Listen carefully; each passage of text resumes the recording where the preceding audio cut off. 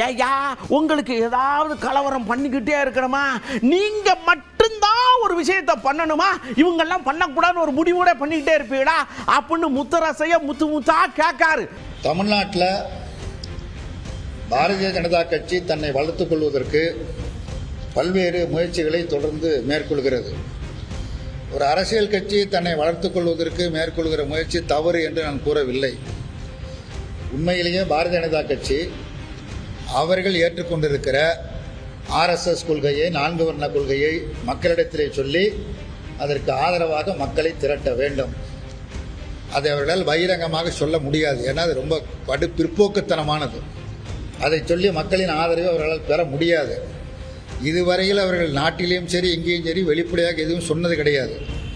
அதற்கு மாறாக மத தீவிரவாதம் என்கிற பெயரால் பல நடவடிக்கைகளை கடந்த காலங்களில் தொடர்ந்து மேற்கொண்டு வெற்றியும் பெற்றிருக்கிறார்கள். பாபர் மசூதி இடிக்கப்பட்ட சம்பவம் போன்ற பல சம்பவங்கள் நாட்டில் நடைபெற்றிருக்கிறது. இப்போ தமிழ்நாட்டில் அவர்கள் பல முயற்சி எடுத்தும் தங்களால் கால் ஊன்ற முடியவில்லை. சொந்த கட்சியை நம்பியும் அவங்களால் பண்ண முடியல. அவருடைய எடுபிடிகளாலேயும் இந்த காரியத்தை இங்கே தமிழ்நாட்டில் நிறைவேற்ற முடியல.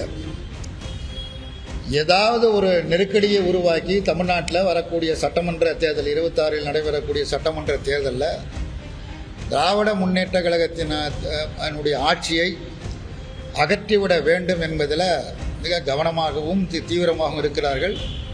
அமித்ஷா கூட இப்போ நேற்று பேசி இன்றைக்கு பத்திரிகையெல்லாம் வந்திருக்குது. வரக்கூடிய தேர்தலில் தமிழ்நாட்டில் நாங்கள் ஆட்சி மாற்றத்தை ஏற்படுத்துவோம், தமிழ்நாட்டில் திமுக ஆட்சியை அகற்றுவோம் என்று உள்துறை அமைச்சர் பேசியிருக்கிறார். அதற்கு அவர்கள் கையாளுகிற புதிய முறையை, என்ன முறையை கையாளுகிறார் என்று சொன்னால், முதல்ல மத தீவிரவாதத்தை பின்பற்றினார்கள். அதில் தமிழ்நாட்டில் அது பெருசாக வெற்றி பெறலை. இப்பொழுது கடவுளின் பெயரால் தீவிரவாதத்தை பின்பற்ற முயற்சிக்கிறார்கள்.